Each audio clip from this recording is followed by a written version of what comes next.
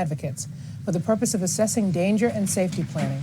The fifth video segment portrays a police officer interview of a suspect in which he is incorporating danger assessment as part of his overall investigation. In this first scene, a police officer responds to a domestic violence call.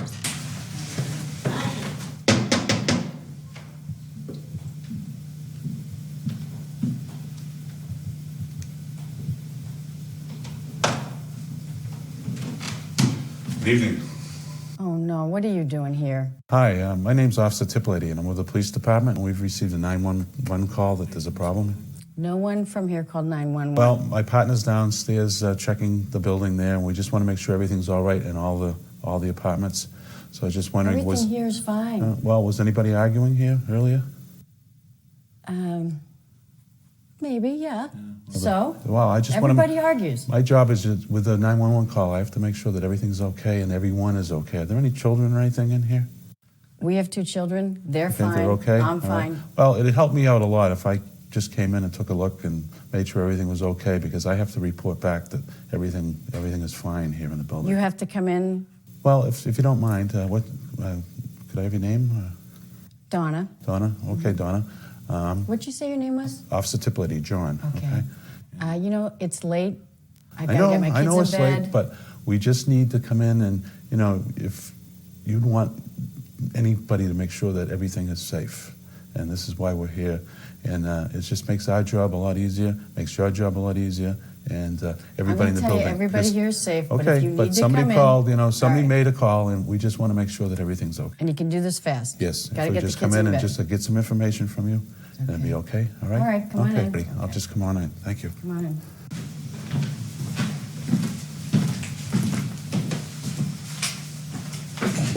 Mrs. Oster, I can see there's some concern when we were talking in the doorway there, and I just, you know, again, I just really want to know what happened here so that I know that I'm going to be able to walk out here and feel good, and that you're okay, and that your children are okay. Could you just really All right, kind of if I tell you what happened, Yep. I'm okay and the kids are okay, you're done here, right? It's going to be 5 minutes. Well, I can just say that I want to listen to everything that happened, okay? My husband and I were having a discussion. We started talking about the bills. Like every family, we have bills. You probably have bills in your family, yes. too. He had a few drinks and got kind of loud. I mean, that's all. What do you mean by a few drinks? 2 or 3 Long Island iced teas. That's not many. It's not many. And it just got kind of loud. Everything is fine now. He's left. It's all fine. Okay, did he say anything before he left? Did he threaten you or anything like that? Or He threatens me a lot. But he leaves, and it's all okay. He blows off steam. He has a few drinks, blows off some steam, and he's fine. Now, were the children here when this was happening? No, children are upstairs. Upstairs. Kids, they're fine. You sure? Because are they asleep now, or can I see them? Or You can walk up and see them. Okay, but they're that. fine.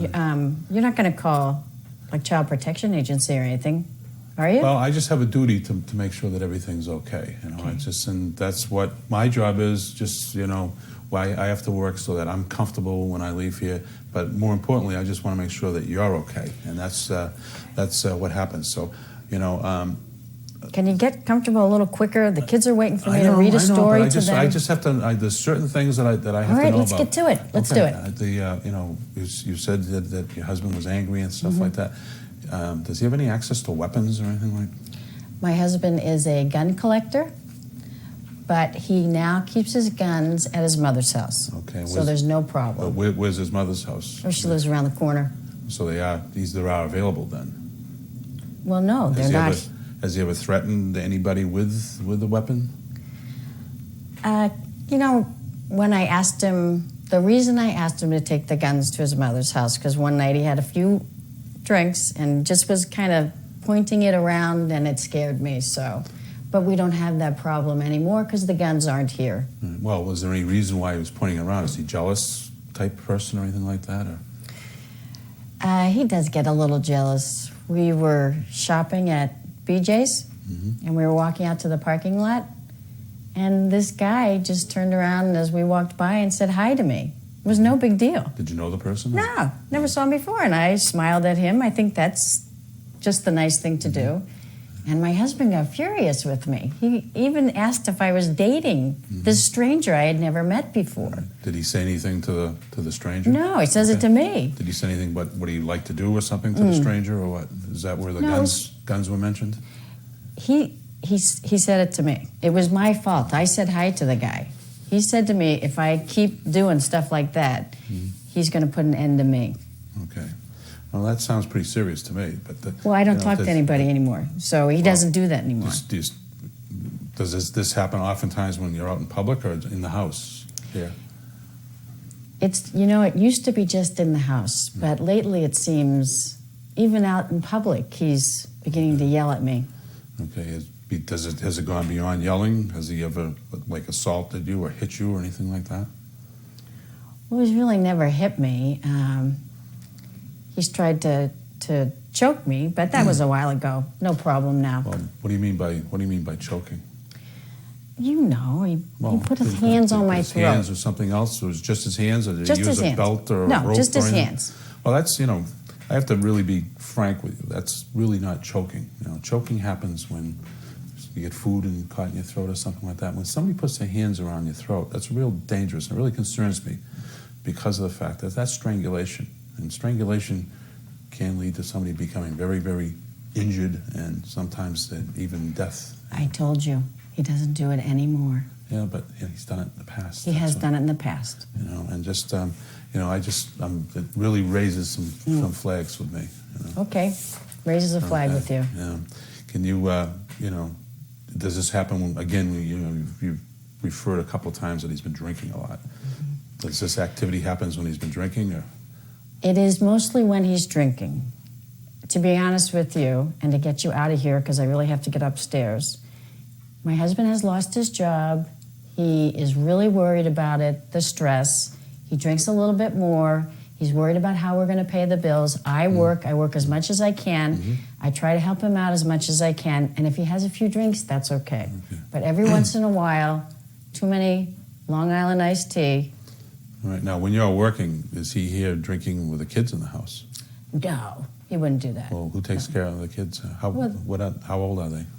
We have two kids. Katie's 10, Jeff is 8. They're in school. They're in school, okay. So I drop them off at school and go to my job and pick them up after. They're fine.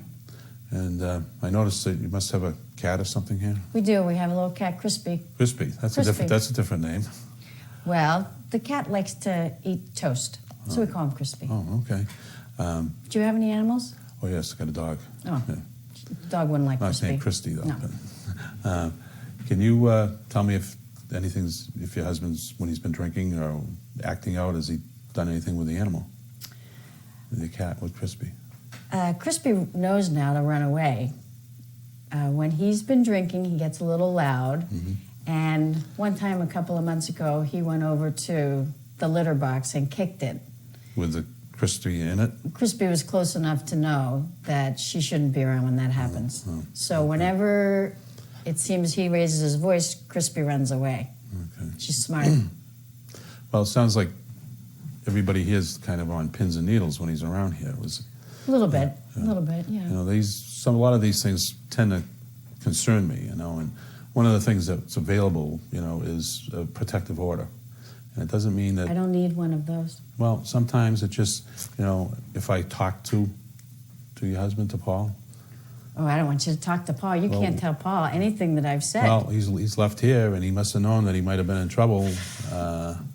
And sometimes, it'll help. The other thing with the protective order doesn't necessarily mean that he has to leave. It's me getting the order, and it just puts him on notice that he may try to rethink things. And we also have services where people can get help with that. You offer services? Offer services here. In fact, I really don't need any services. If you could just hurry up and be on your way. This is a brochure that's we put together with the whole community. And on the back here, there's all kinds of numbers of people you can call. They're anonymous, and maybe you not feel comfortable talking with me about some of the things there. But I have to tell you that I'm concerned for your safety, and more importantly for the safety of your children. If you have any questions, you can call me. But if I'm not there, and there's a problem, is that you've got to call 911. Don't just wait for me to be around. You know, we're here for any time and any Okay, place, and you've we'll told be me here. this. I know. I get it. I just get it. want you to understand that. I'd just like you to take and look over this pamphlet, and you know, we're ready anytime that you need some help or assistance. We're here. I'm here. Let me give you my card, and I'm going to put down. This is the incident number, and also. The incident number? Right, Is that okay. what this is called, an incident? Well, I have to make a report out, and just in case if you want to refer something that somebody wants to talk about. But that's my name there, and feel free to call me. But if there's any problem, you know, don't wait just to talk to me. Dial 911. Dial 911. Because somebody did that here earlier tonight, and you said it wasn't you. No, it wasn't me.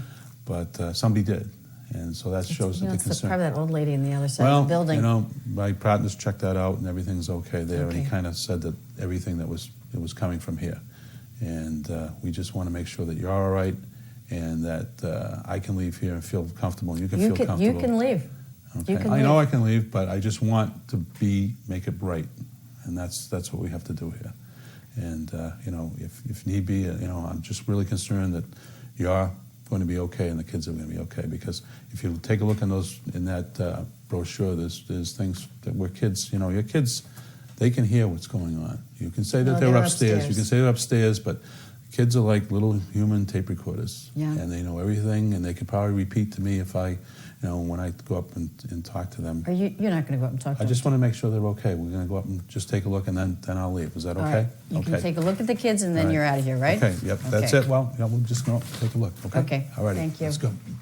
In this situation, the victim was reluctant to use the criminal justice system and, in fact, did not call the police.